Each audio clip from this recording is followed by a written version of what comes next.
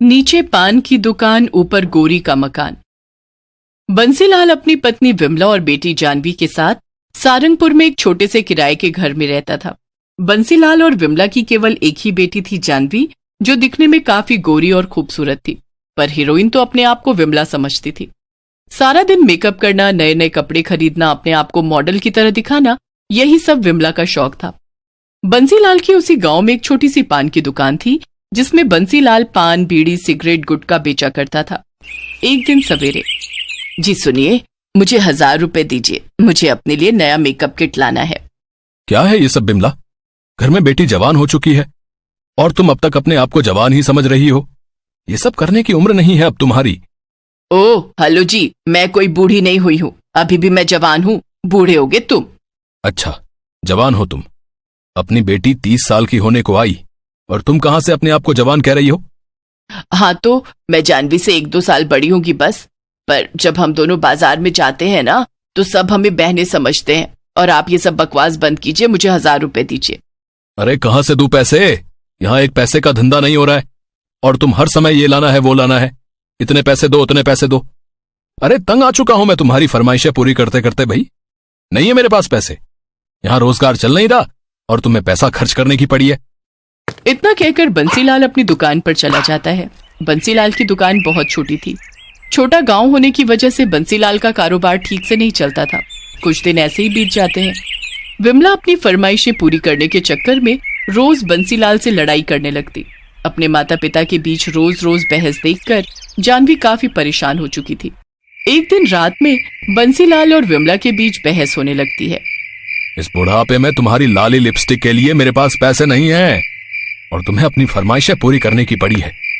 ये गांव है बिमला, कोई शहर नहीं कि यहाँ मेरी कमाई खूब होगी।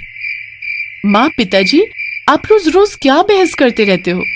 अगर ऐसी बात है तो अब हम शहर में रहने जाएंगे, जहाँ आपकी कमाई भी अच्छी होगी और मैं भी अपनी फरमाइशें पूरी कर पाऊंगी।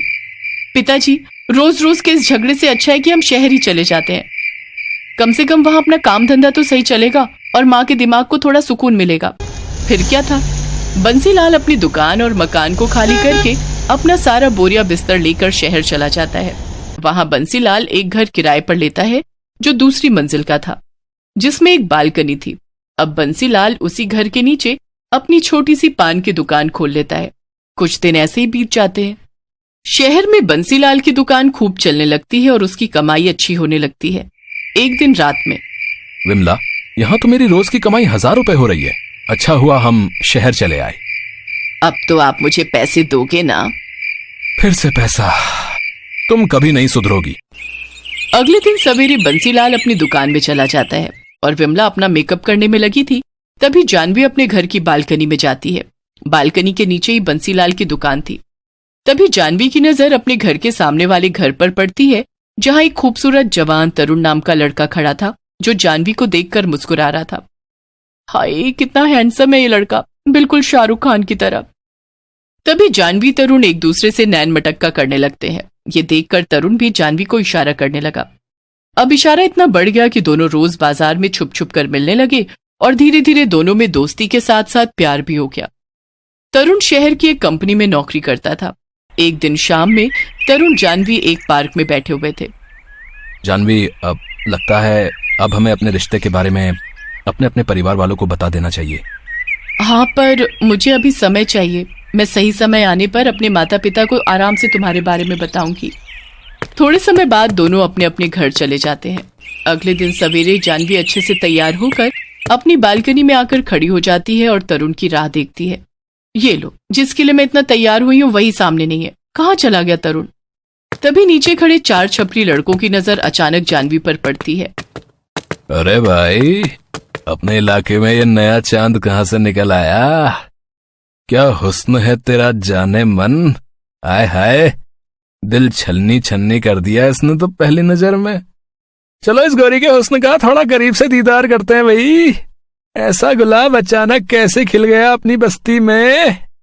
आय आय, कितनी गोरी है, लगता है दूध से नहाती है, छूते ही मैली हो जाएगी।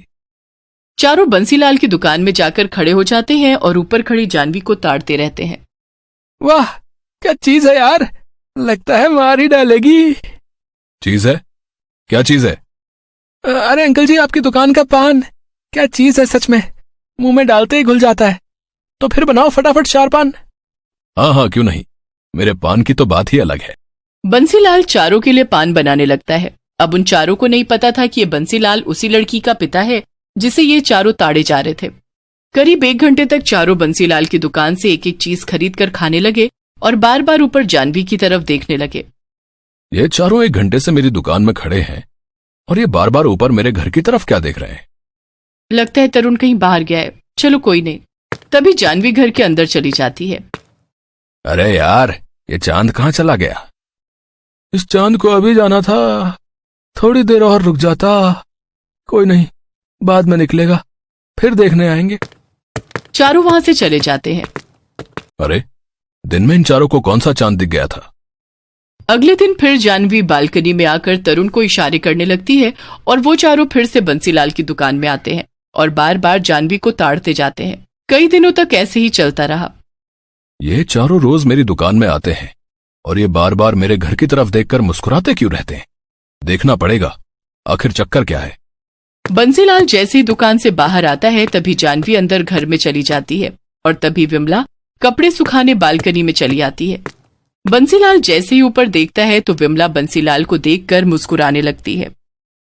विमला, इसका मतलब ये लड़के रोज यहां आकर मेरी पत्नी पर लाइन मार रहे हैं और विमला इन्हें देखकर मुस्कुराती जा रही है, तभी इतना सच सवर कर रहती है।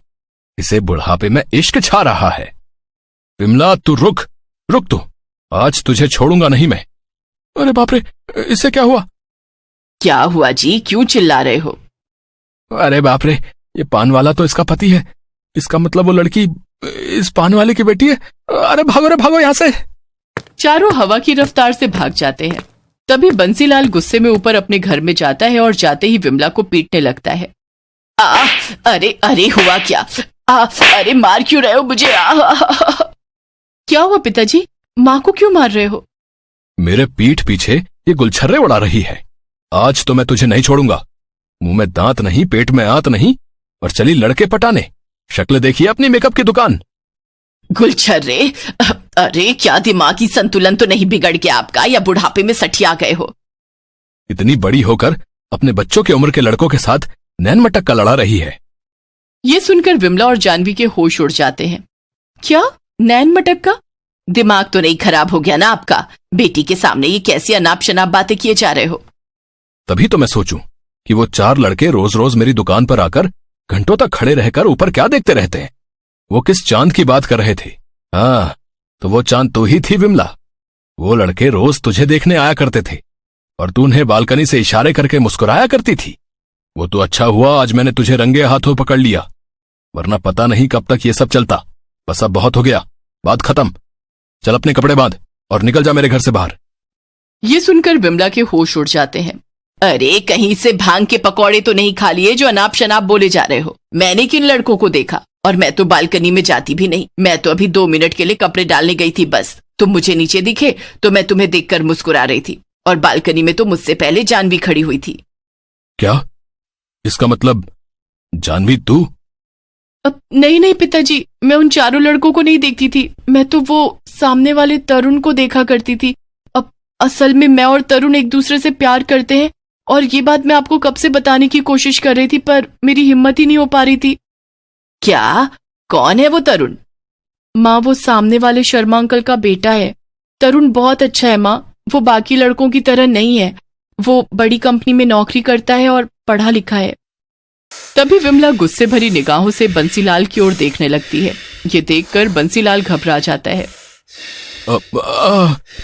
ऐसे क्या देख रही हो विमला? इंसान से ही गलती होती है, मुझसे भी हो गई गलतफहमी। रात में आइए आप कमरे में, आपको WWF दिखाती हूँ कि कैसे खेला जाता है। ये सुनकर बंसीलाल घबरा जाता है। बाप रे बंसीलाल, आज तो तू गया। माँ, पिताजी मैं आपसे माफी मांगती हूँ। मुझे पहले ही आप दोनों को सब बता देना चाहिए था। पिताजी को गलतफहमी हो गई थी माँ। जानवी बिटिया, तू अपने कमरे में जा। मुझे तेरे पिताजी से तरुण के बारे में बात करनी है। चलिए जी, चलिए कमरे में। अब जानवी को भी ले लेते हैं ना बिमला साथ में। नहीं, मुझे तो आपसे बात करनी है। चलिए ना। तभी विमला बंसीलाल को घसीटते हुए अपने कमरे में ले जाने लगती है। अरे मेरी बात तो सुनो बिमला। अरे जानवी बेटा। लगता है आज तो पिताजी की हड्डियों का चूरमा बनने वाला है। तभी कमरे से बंसीलाल की जोर से चीखने की आवाज आती है। बिमला जमकर बंसीलाल की धुलाई करती है। उसके बाद कुछ ही दिनों में बंसीलाल और बिमला बड़ी धूमधाम से जानवी और तरुण की शादी करा देते हैं।